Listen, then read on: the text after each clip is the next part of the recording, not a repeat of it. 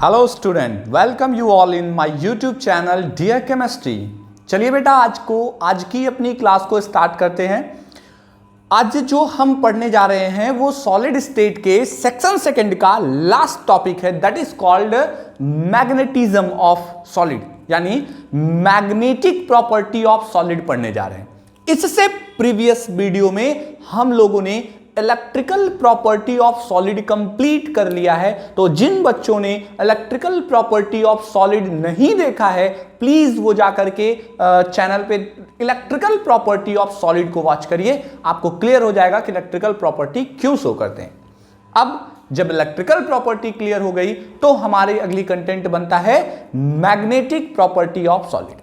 तो चलिए स्टार्ट करते हैं आज का lecture, magnetic property of solid.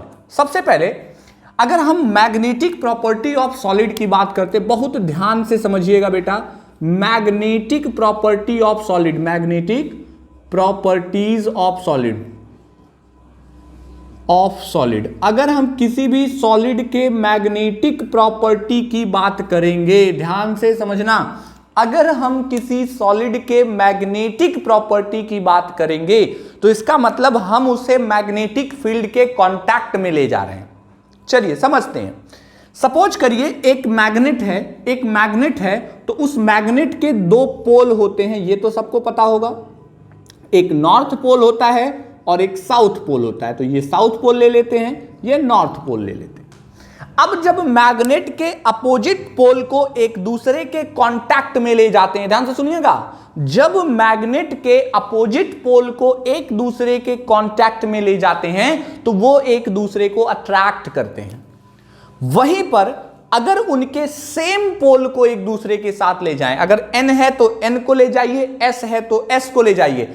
अगर सिमिलर पोल्स को एक साथ ले जाते हैं, N जा रहा है, S जा रहा है, तो रिपल्सन करेंगे। जबकि अगर N के साथ S का कांटेक्ट हो तो अट्रैक्शन होता है। ये एक बेसिक फंडा आपको समझ में आना चाहिए। अब सुनिएगा, अब क्या होता है, अगर आप कोई एटम कंसीडर करते हो तो उस एटम के अंदर क्या होते हैं, सेल्स होते हैं। उन सेल्स के अंदर इलेक्ट्रॉन होता है। बेटा ध्यान से समझना, हर एक इलेक्ट्रॉन, अगर यहां पर कोई एक इलेक्ट्रॉन है, तो इलेक्ट्रॉन दो टाइप का मोशन करता है। अर्थ को रोटेट करते हुए देखा है? नहीं देखा होगा, कैसे देखोगे, कभी आप प्लेनेट से बाहर तो गए नहीं हो, लेकिन पढ़ा होगा, सुना होगा, समझा होगा कि एक अर्थ ऐसे ऐसे घूमता है, गोला ऐसे ऐसे घूमेगा, और एक अर्थ जो होता है वो सन के अराउंड में ऐसे ऐसे घूमता है। यानी एक बार वो सन का राउंड लगाता है पूरा ऐसे ऐसे करके, और साथ में राउंड करते करते वो देखो जो ऐसे मैं दिखा रहा हूं, ऐसे ऐसे ऐसे ऐसे ऐसे ऐसे ऐसे ऐसे ऐसे ऐसे ये अपने एक्सिस के राउंड में भी घूमता रहता है। अब अगर ये अपने अराउंड में घूम रहा है तो ये घूमने की वजह से दिन और रात होते हैं। ये घूमता जब ना तो पता चला ये चंद्रमा, सूर्य, चंद्रमा सब, देखो ये सन है, ये अर्थ है, सामने है, यहां उजाला है यानी दिन है, पीछे इसके अंधेरा है, रात होगा, टर्न हुआ, अब यहां अंधेरा था, उजाला हो गया। तो ये घूम रहा है तो दिन और रात होते हैं, और ये टर्न होता है तो साल बीतते हैं। ये साल दूसरा था, यहां से घुमा और यहां तक घूम करके यहां आया, ये साल दूसरा था, फिर घूमा, ये साल दूसरा है। समझ गए ना? तो दो बार घूमेगा तो साल बदल जाया करेंगे, और ये घूमेगा दिन और रात हो जाया करेंगे। तो उसी तरीके से इलेक्ट्रॉन भी अपने एक्सिस के अराउंड रिवॉल्व करता है। तो अगर मैं कहूं कि ये एक इलेक्ट्रॉन है तो ये इसकी एक्सिस मान लेते हैं, तो इलेक्ट्रॉन भाई साहब क्या करते हैं, इलेक्ट्रॉन भाई साहब ऐसे एक्सिस के अराउंड में कुछ घूमते हैं। अब ये इनका रोटेशन ऐसा भी हो सकता है, या कुछ बहुत समस्या की बात नहीं है, बेहद इजी वर्क है, या ये साहब कहें ना मैं ऐसे ना घूमूं, मैं तो ऐसे घूमूं, ऐसे भी घूम सकता है। अब अगर ये ऐसे घूमेगा तो बेटा पकड़ो ना, ऐसे घुमाओ। अब अगर मैं ऐसे घुमाऊंगा तो एंटी क्लॉकवाइज रोटेट कर रहा है, और ऐसे मैं घुमा रहा हूं, ये देखो ऐसे मैं घुमा रहा हूं, क्लॉकवाइज रोटेट कर रहा है। तो बेटा क्लॉकवाइज भी इलेक्ट्रॉन का रिवॉल्यूशन होता है और एंटी क्लॉकवाइज भी इलेक्ट्रॉन रिवॉल्व करते हैं। तो इलेक्ट्रॉन का अब देखो यहां से समझो ना बेटा, ये ऐसे घूम रहा है, यानी ये ऐसे घूम रहा है, ऐसे घूम रहा है, ऐसे घूम रहा है ना, तो ये कैसे घूम रहा है, ये क्लॉकवाइज घूमने लगा। ये कैसे घूम रहा है, ये देखो ऐसे घूम रहा है, तो ये एंटी क्लॉकवाइज, तो एंटी क्लॉकवाइज क्लॉकवाइज।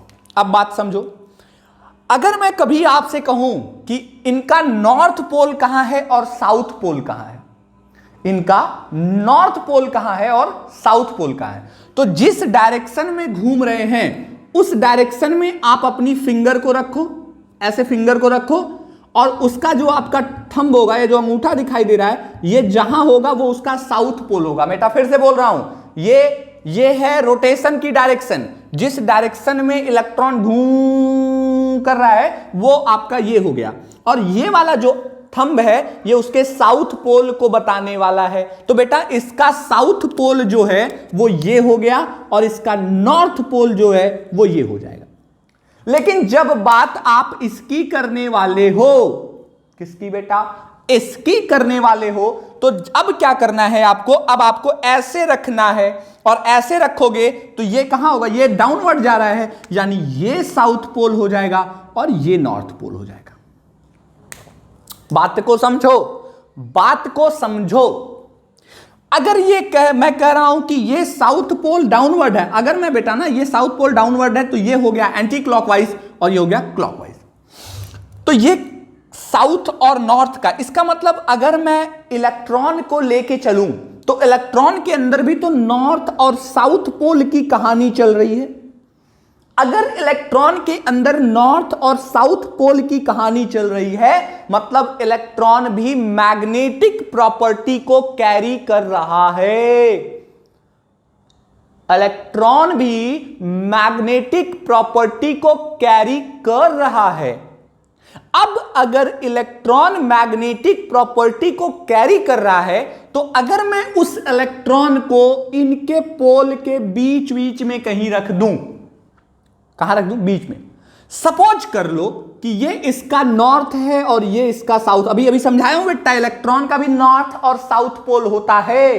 तो अगर ये इसका नॉर्थ पोल ले और वो उसका साउथ पोल ले, तो बेटा बताओ इलेक्ट्रॉन का साउथ मैग्नेट के साउथ पोल के साथ आ गया। और अब भाई ने तो समझाया था कि साउथ साउथ में रिपल्सन, नॉर्थ नॉर्थ में रिपल्सन, जबकि साउथ और नॉर्थ में अट्रैक्शन होता है। तो अगर इसका साउथ इसके साउथ के कांटेक्ट में गया तो ये रिपल्सन करेगा, अगर इसका नॉर्थ इसके नॉर्थ में गया तो ये भी रिपल्सन करेगा। लेकिन अगर कोई वहीं पर दूसरा इलेक्ट्रॉन ले और यहां पर नॉर्थ और यहां पर साउथ बनाए, तो ये इनके साथ अट्रैक्शन करेगा।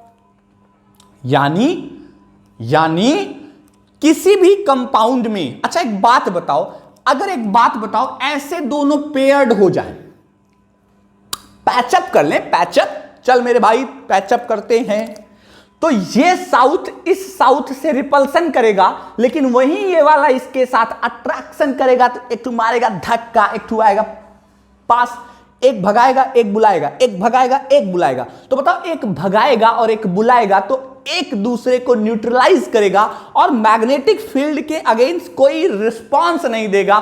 मैग्नेटिक फील्ड में डाल दिए, मस्त है, कोई फर्क ही नहीं है।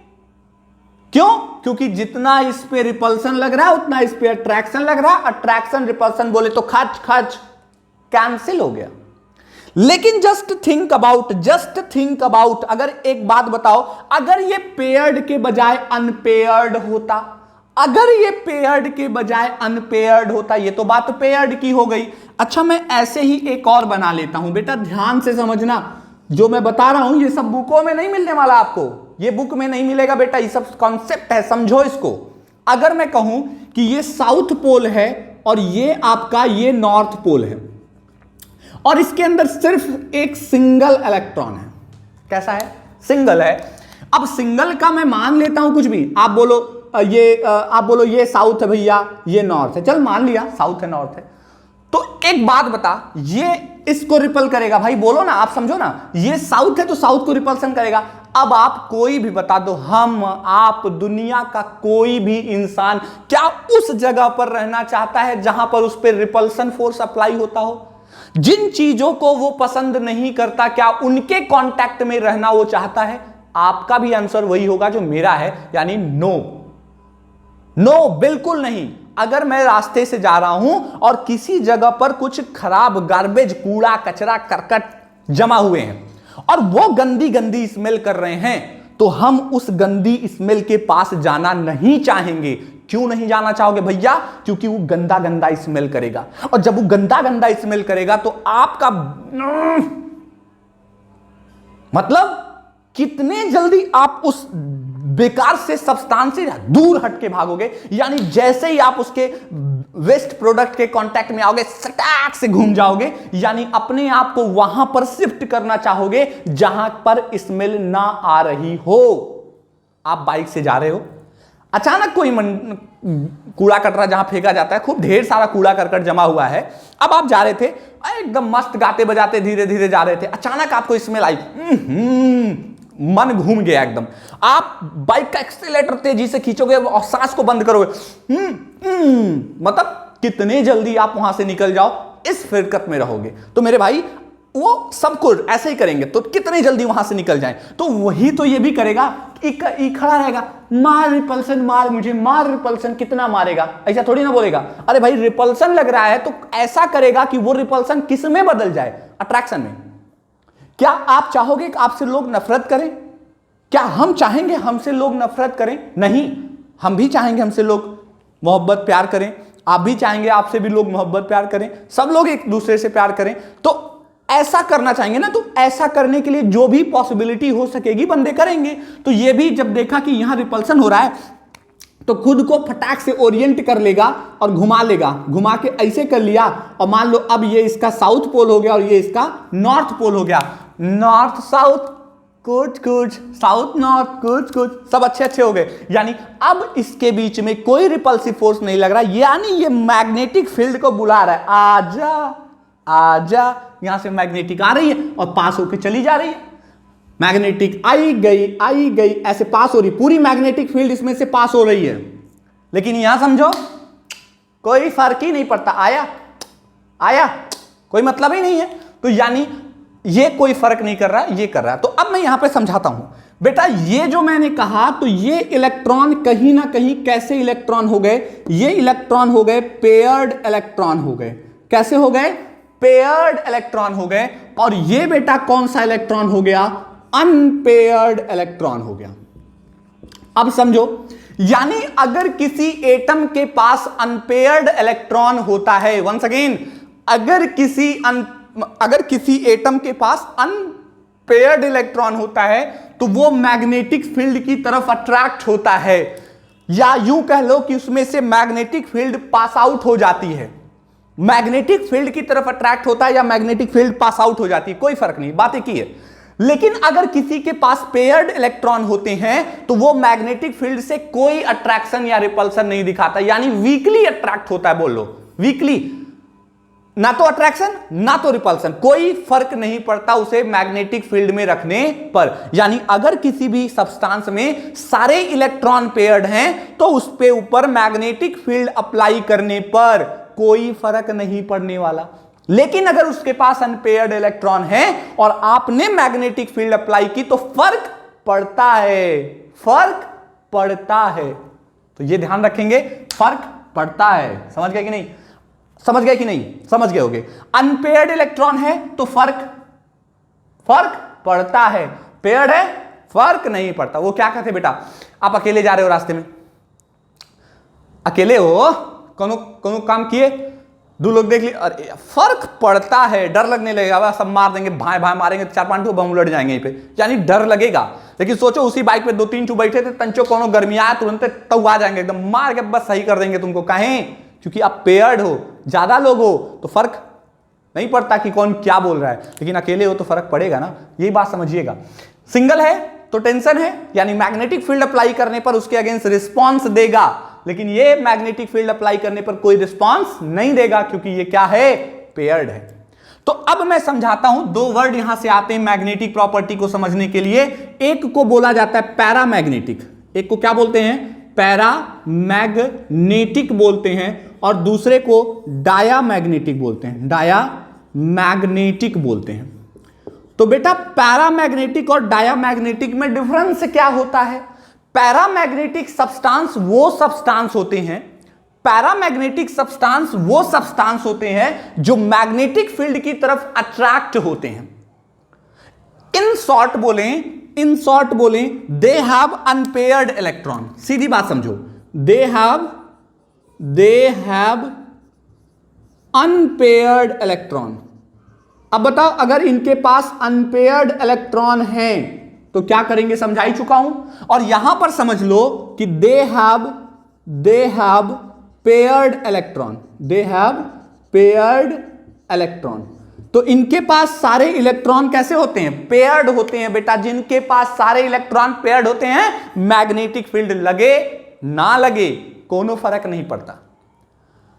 अब सोचो कि जितने बच्चे बोर्ड एग्जाम में इस बार नहीं है, 7th 8th में है, 9th में है, या 12th पास आउट हो गए हैं, उनको सीबीएसई कोनो पैटर्न लगाए, कुछ भी लगाए, क्या फर्क पड़ता है?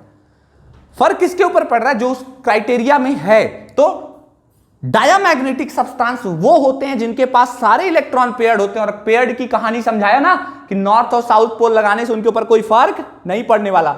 एक इलेक्ट्रॉन से जितना रिपल्सन होगा, दूसरा वाला अट्रैक्शन बनाएगा, कहानी खत्म। तो ये हो गया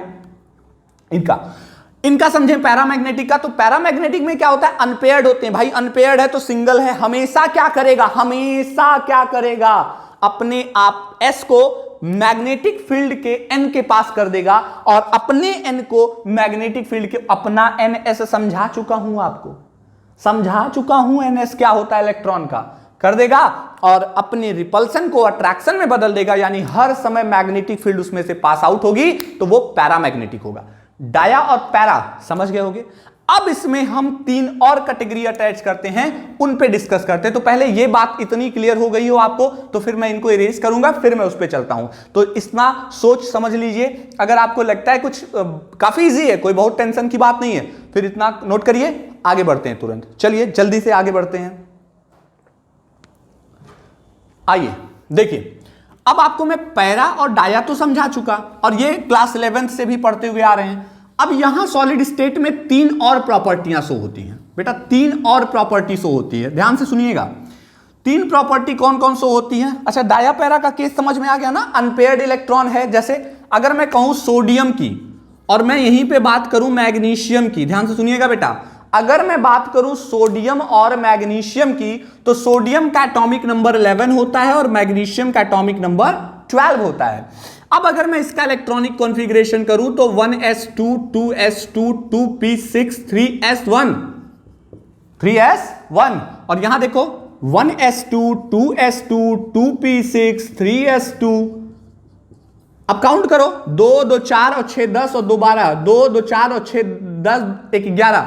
एक बात बताओ, s वाले ऑर्बिटल की अगर मैं बात करूं तो सिंगल इलेक्ट्रॉन मिलेगा, और यहां पर s की बात करूं तो डबल इलेक्ट्रॉन मिलेगा। बेटा ये पेयर्ड हैं, सारे इलेक्ट्रॉन पेयर्ड दिखाई दे रहे हैं, तो ये बंदा कहलाएगा डायामैग्नेटिक,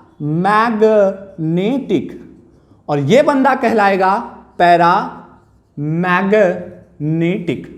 तो इस तरीके से डायामैग्नेटिक और पैरामैग्नेटिक का कॉन्सेप्ट आपको समझ में आया होगा कि अगर कोई भी एटम है और उसके पास अनपेयर्ड इलेक्ट्रॉन हैं, तो वो क्या होगा, वो कैसा होगा, वो पैरामैग्नेटिक होगा। और अगर किसी एलिमेंट के पास कोई भी सारे इलेक्ट्रॉन पेयर्ड फॉर्म में है, अनपेयर्ड एक सिंगल भी अनपेयर्ड नहीं है, तो वो डायामैग्नेटिक कहा जाएगा।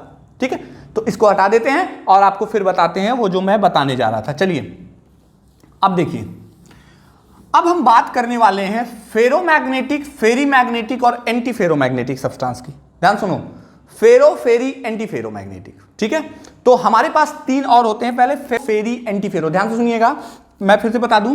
नंबर 1 पे आपका आता है फेरोमैग्नेटिक, फेरोमैग्नेटिक। नंबर 2 पे आपका आता है एंटी फेरोमैग्नेटिक, एंटी फेरोमैग्नेटिक। ठीक है, मैग्नेटिक। और थर्ड वन आता है फेरी, ध्यान सुनिएगा, फेरी मैग्नेटिक, मैग्नेटिक। तो फेरो, एंटी फेरो और फेरी मैग्नेटिक, ये तीन होते हैं। तो पहले तो हमको ये समझना है डाया पैरा क्या होता है, तो क्लियर हो गया होगा। ऐसे सब्सटेंस जिनके पास अनपेयर्ड इलेक्ट्रॉन होते हैं वो क्या कहलाते हैं, पैरामैग्नेटिक। जिनके पास पेयर्ड होते हैं वो डायामैग्नेटिक कहलाते हैं। अब डाया और पैरा समझने के बाद तब हम समझते हैं फेरोमैग्नेटिक क्या होते हैं, एंटी फेरोमैग्नेटिक क्या होता है, और फेरी मैग्नेटिक सब्सटेंस किसे कहते हैं, तो ये समझते हैं। तो चलो पहले बात कर लेते हैं फेरोमैग्नेटिक सब्सटेंस। देखो बेटा अब क्या होता है, यहां पर जो अनपेयर्ड इलेक्ट्रॉन थे फेरोमैग्नेटिक में, फेरोमैग्नेटिक सब्सटेंस में जो अनपेयर्ड इलेक्ट्रॉन थे वो क्या हुए कि इस तरीके से अनपेयर्ड इलेक्ट्रॉन थे। तो ढेर सारे अनपेयर्ड इलेक्ट्रॉन थे फेरोमैग्नेटिक में। तो सारे अनपेयर्ड इलेक्ट्रॉन क्या थे, ये मान लीजिए मैग्नेट है, ये आयरन या जो भी सब्सटेंस आप ले रहे हैं फेरोमैग्नेटिक सब्सटेंस है, इसके अंदर ये सारे अनपेयर्ड इलेक्ट्रॉन थे। और वो सारे अनपेयर्ड इलेक्ट्रॉन किसी भी डायरेक्शन में कोई भी अरेंज था। मतलब सीधी बात ये है, सीधी बात, नो बकवास का कॉन्सेप्ट ये है कि किसी भी इलेक्ट्रॉन का कोई ओरिएंटेशन नहीं था। सब जैसे अगर कहीं किसी मीटिंग को बुला लिया जाए, बात को समझो, किसी मीटिंग को बुला लिया जाए, सारे लोग मीटिंग के लिए अरेंज हुए, तो जब तक मीटिंग नहीं हो रही है तब तक कोई यहां है, और भाई कैसे हो आप, ठीक हो, अच्छे हैं, बढ़िया है, कुछ इधर बतिया रहे हैं, और ठीक हो कर, मतलब सब एकदम randomly this this this this करके सारी एनर्जी वेस्ट कर रहे हैं, कोई सब फालतू का काम कर रहे हैं, मतलब कोई पर्टिकुलर डायरेक्शन में नहीं है। राइट नाउ जिस बंदे को मीटिंग लेनी थी वो अपना स्टेज पे आ चुका है, सारे लोग जो भी जैसे था, कोई ऐसे था, कोई ऐसे था, कोई ऐसे था, कोई ऐसे था, ऐसे था, सब थे, सब एकदम ऐसे सामने देखेंगे, यानी फ्रंट में देखेंगे। इसका मतलब बंदे के आते ही सारे लोग एक पर्टिकुलर डायरेक्शन में अलाइन हो गए, एक पर्टिकुलर डायरेक्शन में हो गए। इसका मतलब क्या हुआ कि जब तक मैग्नेटिक फील्ड नहीं लगाया गया था तब तक सारे अनपेयर्ड इलेक्ट्रॉन डिंग डोंग कर रहे थे। लेकिन जैसे ही मैंने मैग्नेटिक फील्ड लगाया, मान लीजिए ये एन पोल है और ये इसका मैग्नेटिक पोल का साउथ पोल है, तो मैं क्या बताया था, हर एक अनपेयर्ड इलेक्ट्रॉन अरेंज हो जाएंगे। तो सब अरेंज हो गए, यानी सब अपने आप को एक पर्टिकुलर डायरेक्शन में अलाइन कर देंगे। और सब एक डायरेक्शन में अरेंज करने का मतलब मान लीजिए कि सब ऐसे अरेंज हो गए। अरेंजमेंट आपको बता ही चुका हूं कि ऐसे अरेंज होंगे कि सब एक दूसरे के ऊपर कोई भी रिपल्सिव फोर्स ना लगाएं, सारे अट्रैक्टिव फोर्स में बदल जाएं। और इस तरीके से जब सब पर्टिकुलर डायरेक्शन में अलाइन हो जाएंगे तो इनका मैग्नेटिक फील्ड कंडक्ट करने की, यानी मैग्नेटिक प्रॉपर्टी बहुत ज्यादा बढ़ जाएगी। तो ऐसे सब्सटेंस कहलाते हैं फेरोमैग्नेटिक सब्सटेंस कहलाते हैं। कौन से कहलाते हैं, फेरोमैग्नेटिक सब्सटेंस कहलाते हैं, इसमें कोई डाउट नहीं होना चाहिए।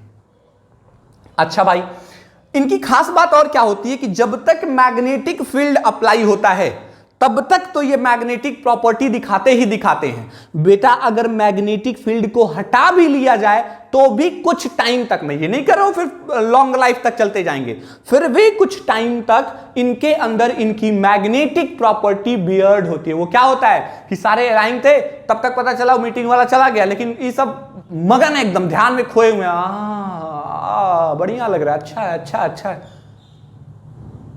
कुछ देर बाद समझ में आ रही है ये तो चला गया, अभी चला गया, तब फिर धीरे धीरे करेंगे। तो इनका क्या होता है कि सब लग जाते हैं तो एक पर्टिकुलर डायरेक्शन में अलाइन हो जाते हैं। अब क्या होता है, मैग्नेटिक फील्ड हटा भी देते हैं तो कुछ देर तक ये सब ऐसे ही रहते हैं। इनका मतलब मैग्नेटिक फील्ड को डिस्ट्रॉय कर दिया जाए तब भी इनकी मैग्नेटिक प्रॉपर्टी काफी टाइम तक पड़ी रहती है। ऐसे सब्सटेंस को फेरोमैग्नेटिक सब्सटेंस कहते हैं। अब अगर ऐसी मैं बात करूं, जैसे आयरन देखा होगा, आयरन इसका एग्जाम्पल है। आयरन देखा होगा, जो अक्सर टीवी टेप ये सब बनाने वाले क्या होते हैं कि जब भी कोई नट वट खोलते हैं तो उसमें क्या होता है, एक मैग्नेट लगा होता है। मैग्नेट सबने देखा होगा, टीवी हो या टेप हो, उसमें एक मैग्नेटिक फील्ड लगी स्पीकर के पीछे। तो अपने जो भी कील वगैरह होता है उसी पे रख देते हैं। रख देने के बाद उनके अंदर क्या होती है, मैग्नेटिक प्रॉपर्टी आ जाती है, अपने आप चपकना शुरू कर देते हैं। तो अगर किसी भी आयरन को मैग्नेट के कांटेक्ट में रख दो तो कुछ टाइम के लिए वो आयरन भी मैग्नेटिक बिहेवियर शो करने लगेगा, यानी मैग्नेट के जैसा काम करेगा। अगर एक स्क्रू ड्राइवर है, स्क्रू ड्राइवर, उसको मैग्नेट पे रख दो, कुछ टाइम के लिए मैग्नेटाइज हो जाएगा।